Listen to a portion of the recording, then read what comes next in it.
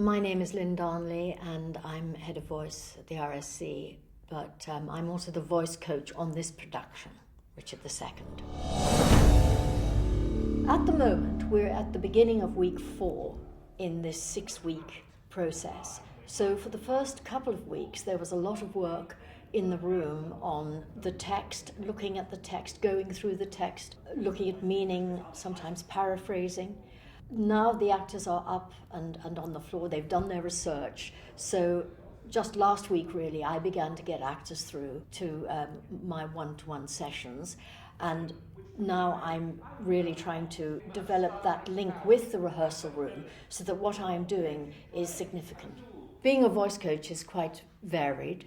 We do a number of things. We address the physical aspect of the voice, the posture, the breathing, the articulation, sometimes to go back to beating out the iambic, tone change.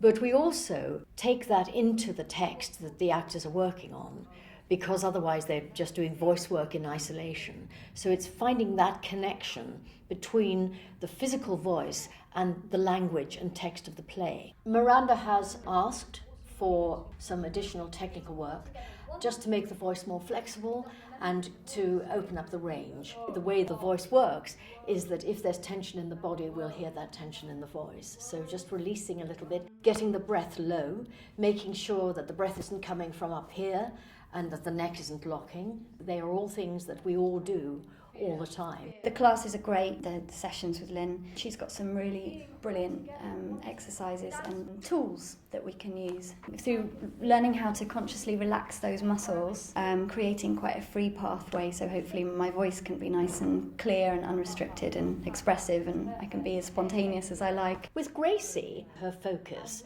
is to work on these very big understudies that she's covering. She's covering Eleanor and the Duchess of York.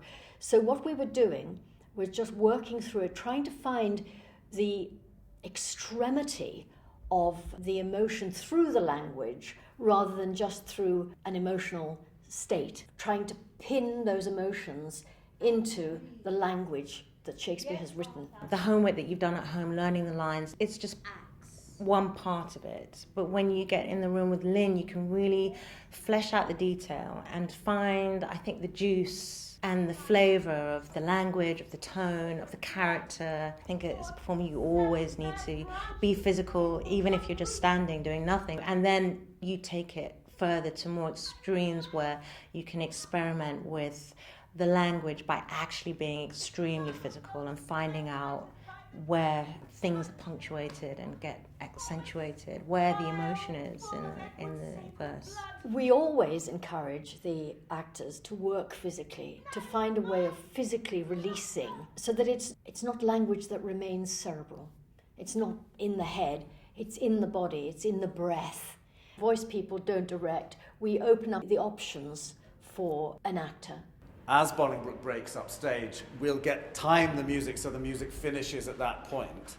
So in emptiness, without the slow step, comes Mowbray, which makes everybody bristle, and maybe John of Gaunt can prevent Bolingbroke from, because if Bolingbroke is walking up stage and doesn't see him at that point, turns to see him and is about to go, John of Gaunt stops him, and then we have the flourish and the king's trumpet arrives, and the king just comes skipping in. Skipping king.